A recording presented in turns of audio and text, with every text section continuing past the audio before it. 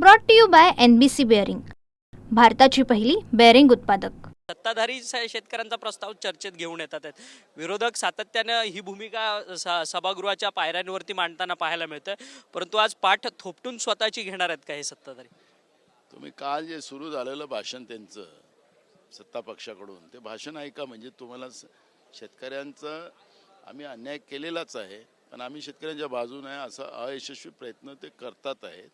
पण आता शेतकरी यांच्यावर विश्वास करत नाही। भाजप सरकार खोटारडा, माहितीसारखे खोटारडी सरकार आम्ही कधीच पाहिली नाही असं शेतकऱ्यांनी आता मानस बनवलेला आहे। त्याच्यामुळे हा जो पुडका आणण्याचा प्रयत्न करतात त्यातला यांना शेतकऱ्याबद्दलचं यश येणार। 32,000 कोटींचं पॅकेज अतिवृष्टीला दिलेलं या महायुतीच्या सरकारने ते पोहोचलंय का? कारण की तुम्ही देखील स्वतः शेतकरी आहात। सांगितलं की घोषणा करण्यामध्ये एक्सपर्ट आहेत, खोटं बोलण्यात एक्सपर्ट आहे। अजून शेतकऱ्यांना पैसे मिळाले नाहीत म्हणून रोज 8 शेतकरी आत्महत्या करतात आहेत। त्याची लाज या सरकारला वाटली पाहिजे। हे विरोधी पक्षात होते त्यावेळेच्या सरकारच्या विरोधात पोलीस स्टेशनला गुन्हे दाखल करायला गेले होते, आता यांच्यावर गुन्हे दाखल झाले नाही पाहिजेत।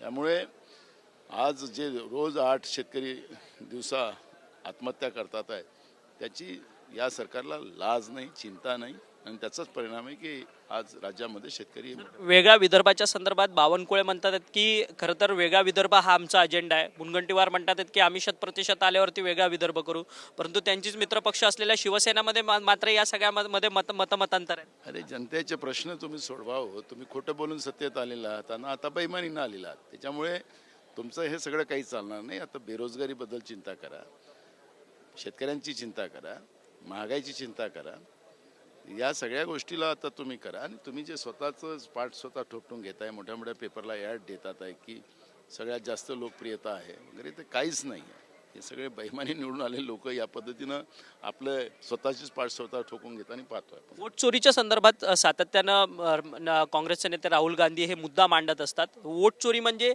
हा राष्ट्रविरोधी कृत्य असं सातत्यानं राहुल गांधी बोलतात। ना तुम्ही कोणाचं लोकशाहीमधलं मतं चोरत असाल तर हा राष्ट्रद्रोहीच आहेत हे लोक। त्यामुळे आणि आम्ही त्याला पुरावे दिलेले आहेत, निवडणूक आयोग कसे लपवतोय ते आपण ऐकलेलं आहे निवडणूक आयोगाचं म्हणणं।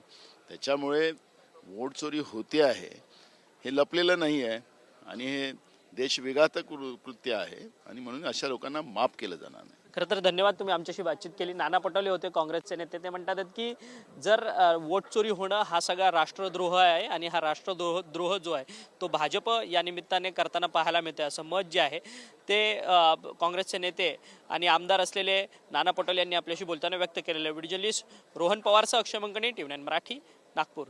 Brought to you by NBC bearing, भारताची पहिली बेअरिंग उत्पादक।